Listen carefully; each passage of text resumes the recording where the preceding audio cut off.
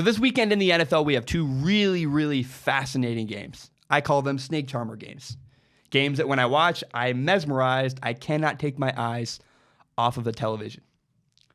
First game. So there's two games this week that have kind of fit the bill. The first one is this: the Jaguars and the Eagles in London.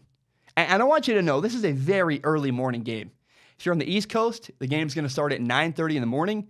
If you're on the West Coast like me, I'm going to be watching at 6:30 in the morning. But regardless, I'll be there. I'll be watching because I'm incredibly intrigued by this game. Both the Jaguars and the Eagles are 3-4, and they got to win.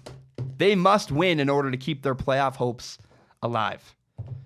You know, are you going to go 4-4 or 3-5? I don't think the Jaguars or the Eagles, who are both trying to stay in the playoff picture, neither team can afford to go to start their season 3-5. You go 3-5, you're out. You're probably done. I mean, you could fight back, but it's not encouraging. It's not a good look. My question for this game is, how good is the Jaguars defense? I've been hearing forever, Jacksonville, they're so good. How hungry are they? Can they carry their team? I don't know that the Jaguars defense can. Maybe, but they're not going to get a lot of help from their quarterback. And I don't believe in the Jaguars. I'm picking the Eagles to win this game. Carson Wentz is looking healthier and healthier every week. Is coming off of an ACL injury.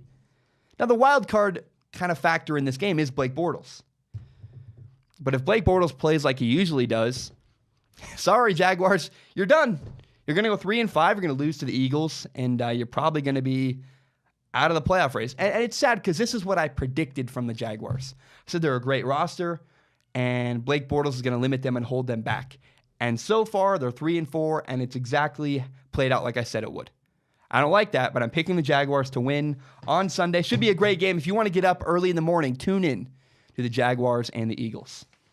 Now, my second snake charmer game of the week is we go to Sunday Night Football in Minnesota. The Saints play the Vikings. It's going to be loud. It's going to be rowdy. This is going to be a fantastic game. Eagles could turn into a blowout. Saints-Vikings, I think it's going to go down to the wire. I'm incredibly, incredibly interested in this matchup. The Vikings are 4-2-1. The Saints are 5-1. They're both playoff teams. These are both teams that are at the top of their division and, probably going to make the playoffs.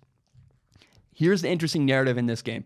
If you go back to the NFL playoffs last year, the miracle in Minneapolis, the Saints got robbed. And so I think this is a revenge game for the New Orleans Saints. Now, the Vikings are a better team, though. I believe the Saints are going to win. I give the edge to Drew Brees and that revenge factor. But, man, it's going to be a very close, competitive game down to the wire. And I cannot wait to watch the Saints and the Vikings on Sunday Night Football. Game starts at 5:30 my time, and it's going to be a wonderful, wonderful matchup. My name is Zach Schaumler. I just want to say thank you so much for watching. It means a ton to me. This is my podcast, Strong Opinion Sports. It's my pride and joy, my favorite thing in the entire world. If you're not aware, you can subscribe to Strong Opinion Sports on iTunes, on SoundCloud, and on YouTube. You can find the full entire hour-long podcast on YouTube, as well as shorter, interesting breakouts like the one you just watched. And if you really want to help me grow, it would mean a lot to me if you shared this with your friends on Facebook, Twitter, Instagram, whatever it is. Help me grow Strong Opinion Sports by telling your friends about this show. My name is Zach Schaumler. Thank you so much, and have a great day.